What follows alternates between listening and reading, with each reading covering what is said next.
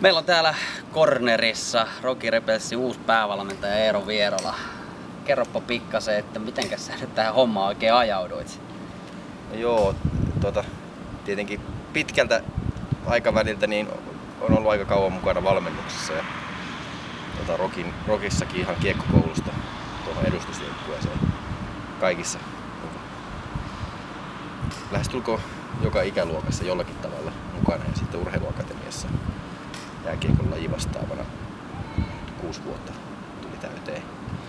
Niin mä aloitin nyt tässä Rocky Junioreissa niin tämmöisen hankkeen ja niin kuin päätoimi on siinä, yritetään saada nuoria työn ja opiskelun ulkopuolella olevia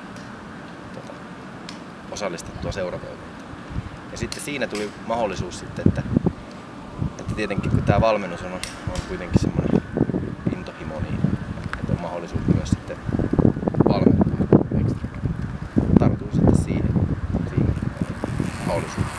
Niin, seurahan ei missään tapauksessa ole ostanut niin kuin sikaa säkissä, että erittäin tuttu henkilö on vuosien varrelta seuralle. Että se on hyvä asia kyllä kaikin puolin, eikö vaan? No joo, että kyllä aika läpikotaisin niin tuossa niin tietää, että minkälainen yhteisö tuossa menee. No täällä aurinko paistaa tyhjältä taivaalta, mutta kausi on kovassa käynnissä jo ja tänään ensimmäinen harjoituspeli tosiaan tuossa parin tunnin päästä koittaa. Miten on tähän asti mennyt? Miltä on näyttänyt meno? No ensinnäkin niin kun tosi hyvä aloitus on ollut sillä lailla, että kun jo ennen kuin mä tulin tähän, niin tämä joukkue oli niin kun koottu yhteen, siis ennen kesää. Ja siinä vaiheessa taisi olla jo sen ainakin se vajaa 20 pelaajaa niin kuin mukana. Ja siitä sitten päästiin harjoittelemaan yhdessä tuon Mestis-joukkueen kanssa kesä, mikä oli nyt ihan loistava tilaisuus. Ja sitten heinäkuun oltiin sitten omatoimisella ja nyt sitten elokuun alusta aloitettiin niin joukkueen kanssa harjoittelua. Meillä on tämä elokuu ollut ikään kuin tryout kuukausi, että tässä on ollut jo semmosia, jotka on niin kuin sovittuja pelaajia tähän joukkueeseen, on tehnyt sopimuksen. Mutta sitten on niin kuin iso määrä vielä pelaajia, jotka on tullut niin kuin ulkoapäin ja haluaa vielä katsoa, että tästä pääsisi vielä mukaan. Niin sillä lailla niin kuin on kyllä ihan, täytyy sanoa jopa, että tässä seurassakin on monessa joukkueessa ollut mukana, niin aivan niin kuin huippulähtötilanne. Että harjoitteluajat on aloitettu ajoissa ja pelaajat on ollut ajoissa kasassa, niin mikä sen paremmin. Aivan. Varmasti isolle osalle kuitenkin tuntematon vielä olet, niin raota pikkasen verhoa, että mikä sun semmoinen ajattelutapa valmentajana on. Jos vaikka nyt ajatellaan tätä kautta, nyt kuitenkin taas uusi valmentaja tälle joukkueelle, niin vähän sitä filosofiaa. No se on, ehkä justiin se, että vaikea sanoa yhtä asiaa. Että kyllä ajatus on semmoinen, että niin kuin semmoinen kokonaisvaltainen ote tähän valmennukseen. Ja sitten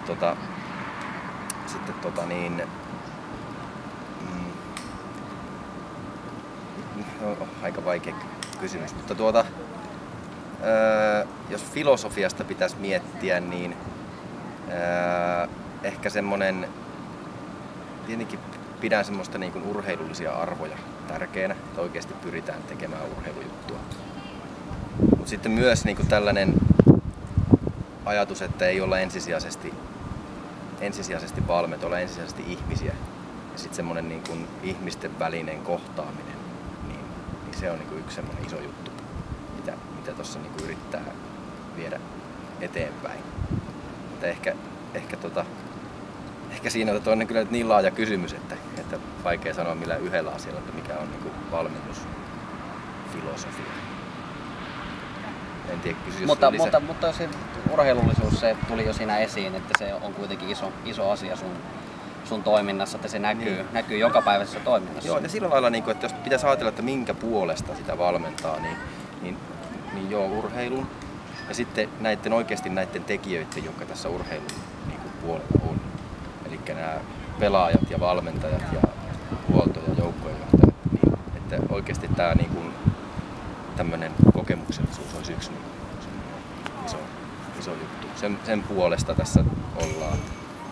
Sitten mitähän vielä? No tietenkin sitten ihan laajemmassakin kuvassa, niin kuin, että miten me ollaan niin kuin urheiluna osa yhteiskuntaa, niin kyllä mä niin kuin sitäkin pidän. Me ollaan niin kuin tärkeä palikka. Urheilu on niin kuin iso. Kyllä. No Rebelsihän oli jo viime kaudella tuossa kakkosdivarissa ja siinä säilytti paikkansa hienosti, niin minkälaisin tavoittein sitä lähdetään sitten tähän alkavaan sesonkiin? Niin no sillä lailla me ei olla niinku vielä lyöty joukkueen tavoitteita lukkoon. Meillä on tarkoitus ensi viikolla lähteä tuonne Kemijärvelle vähän leireilemään, pelaamaan ja ehkä ollaan vähän siellä luonnonkin helmassa ja sitten yritetään niinku joukkueen kanssa sopia, että mihinkä se tavallaan joukkue on valmis, niinku, mitä niinku halutaan. Et se ei ole ihan vaan, että mitä mä haluan.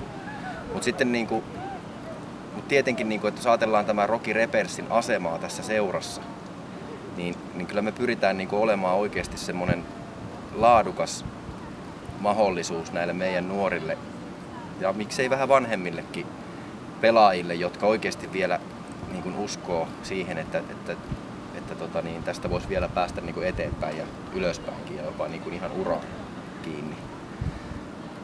Niin ehkä yhtenä semmoisena isona tavoitteena on, että meiltä tulisi vuosittain pelaajia, no tietenkin tuohon Mestikseen, mutta sitten myös, että tulisi pelaajia, jotka sitten niin päätyisi ihan ammattiin asti.